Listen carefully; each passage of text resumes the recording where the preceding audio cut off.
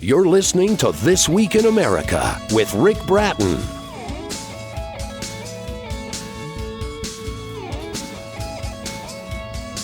Welcome back, everybody. It's This Week in America. Thank you for listening and watching today's program. Mark Freimark has lived for most of his life in the southwestern United States. He served in the United States Air Force for over a decade, including time in Operation Desert Storm, the first Gulf War, in Saudi Arabia. Now, during his law enforcement career, he was a detention officer, a deputy sheriff, and later a city police officer, all within the state of Arizona. Mark currently spends his time sharing his experiences in an effort to help PTSD patients and increase public awareness about post-traumatic stress disorder. The new book, Headshot, How I Survived with Post-Traumatic Stress Disorder, is his story, and he joins us on This Week in America. Mark, welcome to the program. It's great to have you with us on the show today.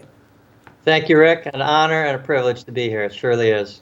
This book is going to touch so many people, and it's interesting because this is not something necessarily that came easy to you. What this was about a 12-year proposition where you struggled with how you were going to present your story, how best to present it to help people. This really took over a decade to put together, didn't it? Yes, it did. I originally started it, Rick, and I would go into my therapy appointments and my doctors would say, man, you're coming in here and you're a mess. You can't even communicate with us. Can you write some notes for us throughout the week and bring those notes with you? So I did, and they were so feeble at first because I was so far gone into the PTSD cycle that I would walk in there literally with some yellow Post-it notes, and it would just say a simple word on it like, night, bad dreams. And it progressed from there as the medications and the therapy started taking a hold and helping me out of it. And then I started with another pile of notes because some of my friends in the police department were saying, hey, man, you should really document what's going on with you. And so I did that. I fused those two piles of notes together, and 12 years later, it turned into this book. Let's go back to that day. You described it as a hot Arizona morning, which I guess could be most mornings probably in Arizona. You are out on patrol and you hear a call and you respond to this call as backup. This is a call, a possible suicidal subject in a trailer park. Pick up what happened there and how this turned into literally 6 seconds that changed your life. Well, we got, like you said, a possible suicidal subject at a trailer park. Myself and two other officers responded to the call. When we got there, we talked to a traveling nurse, and she said, I check in on this guy every week. She said, when I got here today, he told me he wrecked his van, his girlfriend broke up with him. I think he's off his psych meds, and then she told us that he's really depressed. He's been drinking all night, and just a myriad of other things. And it sounded like the guy was in a crisis situation. She feared he may be suicidal. It's interesting. As you described the nurse, you said her tone was a little different. She described him as, well, he could be a jerk. And you were sort of concerned. In fact, you even recorded what she said because this was a little out of the ordinary. Yeah, and we got a rundown from her, and then we asked her, the cursory stuff like, does he have any weapons? She said, yeah, he does, but she couldn't describe it, so she'd never really laid eyes on it, so we weren't really certain how she knew that he had that weapon or whatever. So I said, hey, we get a lot of calls like this every week. We're going to talk to him, calm him down. If we need to, we'll bring out a crisis team for him. And I asked her, okay, what's his name? She said his name's Jerry. I said, where's Jerry? She said, he's down that hallway behind one of those closed doors. And then before she left, I said, wait outside. And I said, before you leave, I said, what kind of guy is he? And she did. She said, all I can tell you is he can be a real jerk. He's got a gun. And I'd be careful if I were you. And those words really caught your attention. Like I said, and you recorded them. You had to repeat it, and you recorded these. I did, and I put chills on my arm every time I recite what she said to us. We all looked, me and the other two officers looked at each other like, boy, that's totally unusual to hear somebody in the medical community make a statement like that about their patient. So I recorded it. She ran it all down again, and then me and the other two officers, the lead officer was, I call him Ron Solo in the book. I've changed all the names to protect identities. And then the other officer, his name was Pete Ronan. We devised a quick tactical plan. So, okay, let's bring the guy out, talk to him, and get a crisis team if he needs it.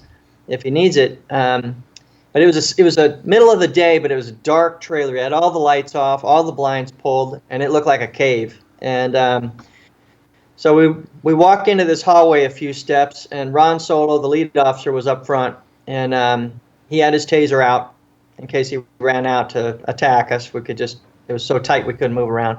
Anyway, and then Ron was up there, and then Pete and I were back behind him with our weapons out in the event that this gun thing was actually true.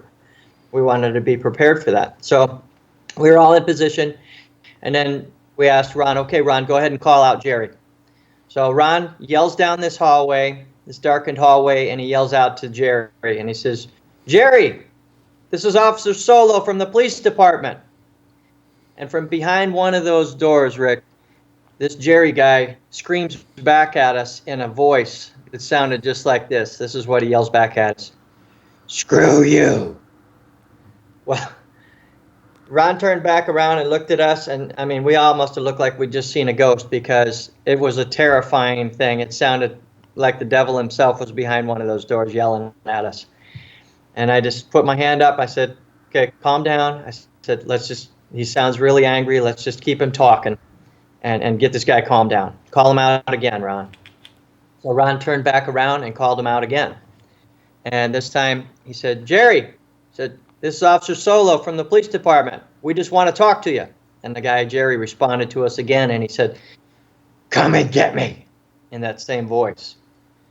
And I said, no, we're not going to get anybody. That man can die from old age back there before we go kicking in Exactly. any doors. We're not going to do that. So finally, I said, let's just calm him down. Keep talking. As long as we're talking, Ron, we're doing the right thing. So Ron looks down the hallway again, and he yells down to him. He says, Jerry, he says, which door are you behind? And from behind one of those doors, bam! He shoots. Now there's a bullet zinging through one of those doors at us, and it's coming down this hallway, and in the middle of that hallway is Ron. On this side is myself, and on this other side of the hallway is Officer Pete Ronan. So the odds of that bullet hitting one of the three of us is almost 100%. Well, it's interesting. You described that as the fatal funnel of fire, and I found that really interesting because, and you knew once you were there, once he started shooting, the chances were 100% one of you was going to take a bullet at that time. Yeah, it would be almost impossible for that bullet to not hit the three of us, because we were just a hallway full of humanity, Ron in the center, me and Pete. And here comes the lead, right at us.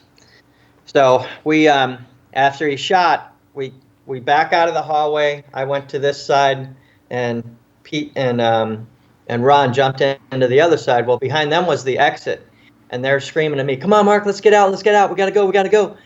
And I put out over the radio, hold traffic, shots fired, subject with a rifle. Now, we didn't know what kind of weapon he had, but we're trying to put out worst-case scenario information in case that's the last transmission we can put out to our partners that are coming to help us. So, and then I looked across the hallway, which I couldn't cross that hallway because there's, rounds coming down it. And I said, no, I can't cross this hallway. I'll catch the next round. And then I yelled to him, I said, and if we got to contain the threat to the back of this trailer. If we give him these front windows on this trailer, he'll snipe us off before we get to our cars, and he'll kill all the neighbors before we can evacuate. Right after that little brief exchange and that radio traffic, we hear this bang, and it was the sound of a door slamming up against the wall. This guy, Jerry, had just opened the door, and now he's running down out of that dark hallway, and he's screaming at us in that same voice. He's screaming at us, "You're gonna die! You're gonna die!" And we hear his footsteps coming. He's like over 200-pound man, over 6 feet tall. So you described him like Frankenstein, and you describe it. I can see this picture, and I can only imagine because you lived it. This angry, you described it, contorted face as he's coming towards you. Yeah. So just as he came out of that. Yeah. Sure. As he came out of that hallway, Rick, as soon as I seen that gun barrel come out of that darkness, my body's fight or flight mode took over, and my vision tunneled down. So I was immediately looking through a sight picture about this big, and in that sight picture, I saw his gun barrel coming out of the darkness, and his hand was right out in front of him like this, and all I could see was his hand holding that gun barrel looking right at me, and his wild eyes, well, like you see in this poster. That's the exact sight that I saw of that man. And that's why I put it on the cover of my book, because I wanted the visual audience to see exactly what we were facing. And you knew, you hear the gun go off, and you knew that you took a headshot. The name of the book is Headshot: How I Survived with Post-Traumatic Stress Disorder. Mark Freimark is our guest on the program, the author. That's Freimark. The book is available at bookventure.com/bookstore. You can go to amazon.com, of course. If you do a review and Mark gets a number of reviews, I'll actually promote the book for him. So you can check it out at Amazon, also Barnes & Noble. Go to our website, thisweekinamerica.us, and you can link on directly to that book. So you're there, you've taken the headshot. Explain what happens after that, because you end up, shots are fired, he goes down. You end up actually trying to save his life. Not only save his life, you administer CPR for the man that just shot you in the head.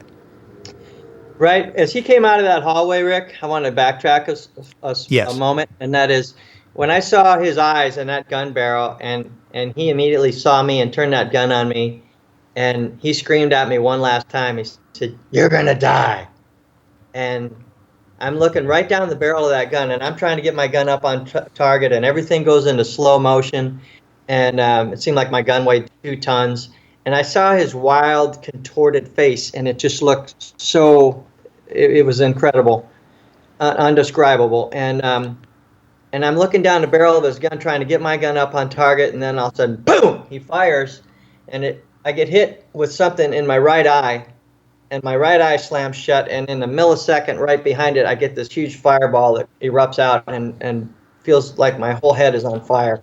And I fall backwards, and I start recoiling from it. And so I only have vision out of my partially opened left eye. And I thought, oh my gosh, I just took a headshot, and I'm not going to make it. And I see this guy, Jerry, and in my tunneled vision, all of a sudden I see these little flicks of light. Flick, flick, flick, flick, flick.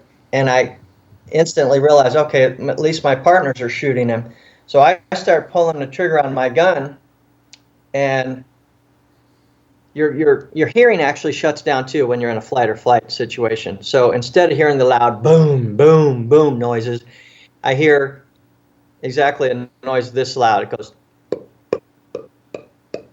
That's as loud as my gun was going off. So I'm thinking, oh my gosh, I must have forgot to load a bullet. What kind of a Keystone Cop situation is this? I forgot to load a bullet, and I'm in a gunfight.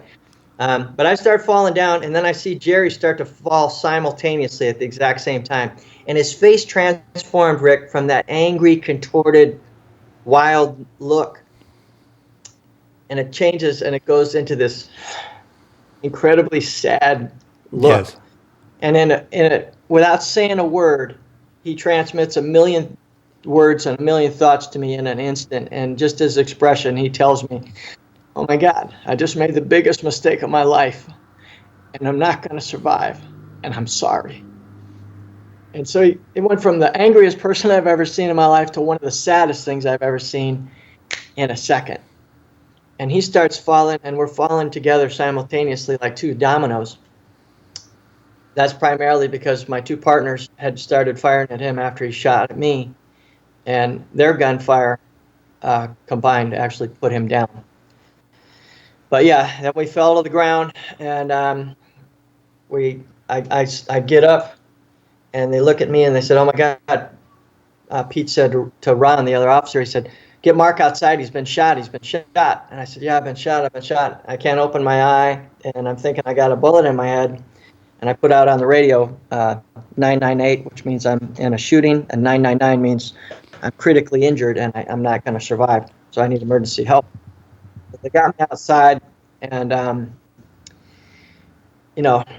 Ron starts looking at me, and he doesn't say anything. And I want some feedback from him. So I just yell at him. I'm like, "What?" Meaning like, "What do I look like?" And he says, I don't see anything, Mark." And I said, "What are you talking about, Ron?" He says, "Yeah, I think he missed you." And I said, "That's impossible. How did I get this blood all over me?" And he said, I think it's his blood." Well, we don't have time to process this or thank our lucky stars or any of that. So we run back in the trailer and realizing that apparently he missed me. We start doing CPR on him. And now I've gone from shock to now I'm angry at this guy, Jerry. I'm like, why did you do that? And I start screaming that at him. And I'm down there and I start doing ventilations on him. And my partner, Pete, he starts doing the CPR compressions on his chest. And it just turns into a very gory scene. And apparently my gun was working. I just didn't hear it because my hearing had muffled down. And there were 6 holes in the front of him, right on his chest. And every time my partner, Pete, did a chest compression on him, these 6 little tubes of fat, muscle, and everything were pumping up out of him. And you were shot, and I understand it was a blank that actually shot you. Yeah, after our detectives got there and ran through the ballistics and the trajectories of all the rounds and everything, they discovered what Jerry had done was, in his initial thing, he was like crouched down behind his bed waiting for us to open that door to his bedroom. And when we didn't, he shot through that door, but because he was down so low, the round went through the door and stuck up in the ceiling up above where we were standing. Then when he came out and made his charge at us, because we wouldn't come in after him, he saw me in the living room, and he fired his gun, and the next round that rolled up in that revolver was a blank. What he had done was, in his top dresser drawer where he kept all of his ammunition, he had various types of rounds and calibers. Well, he inadvertently loaded a blank round. So when he caught me in the living room and tried to blow my head off with that round that rolled up was a blank. All the other rounds were live rounds. Had he gotten one more round off, he would have finished me off because he would have been point blank on me. This whole story is in the book Headshot, How I Survived with Post-Traumatic Stress Disorder. Mark Freimark is our guest on the program, the author. That's Freimark. I knew time would go by too quickly. We'll have to do more of this. We got a couple minutes left in the program. You take us through everything you went through, and it was years of paranoia and struggling and the medications and the side effects and the suicidal thoughts, all of that. In just the couple minutes we have left at the end, what is the new normal for you now, and how did you get to the point where, okay, I can live with this, I can deal with this. Not only can I live with this, I'm reaching out to help other people. How did you get to this point? I got to this point through 12 and a half years of therapy, trial and error on the various medications that doctors would prescribe me and then transition me into others. I get a tremendous amount of help from a group therapy that I go through. That's sponsored by a group that I support and now try to help out. It's called PISTOL, and that group is Post-Incident Stress and Trauma for Law Enforcement. They provide free counseling for active and retired police officers. And if you'd like to give to that organization, it's www.pistol.org, pistle.org. And those guys have helped me tremendously. I'm currently in counseling. I've gathered a ton of tools over the years, and I've documented most of those in the book, and basically given you a checklist and some forms that people that suffer from PTSD can actually utilize to help them, to keep them from the ultimate side effect of PTSD, and that's suicide. And I've been at that doorstep many times. And if you know someone that has this, or you think you might, and it doesn't have to be a shooting, you don't have to be a police officer to get this. You can go through PTSD, through sexual trauma or car accidents even. I mean, very common things that can spark this into existence on people. The book is so enlightening to the average person that hears about post-traumatic stress disorder. It really lays it out there, and the consequences that you couldn't be a police officer. You apply for workman's comp. They tell you right off the bat you're going to be denied. It's not going to happen. They follow you. Everything that seems to happen in the beginning sort of adds to the paranoia that you've gone through. That the story is laid out, and for someone suffering from post-traumatic stress disorder or knowing someone who does, the book is a godsend. It will guide you through the process. It's called Headshot, How I Survived with Post-Traumatic Stress Disorder. Mark Freimark has been our guest on the program. That's Freimark. Go to our website, thisweekinamerica.us, and link on to a website that will have information on the book. The book is available at bookventure.com/bookstore. Of course, at Amazon, you get 50 reviews, and they'll be promoting the book for Mark, which will help a lot more people. And of course, it's available as well at barnesandnoble.com.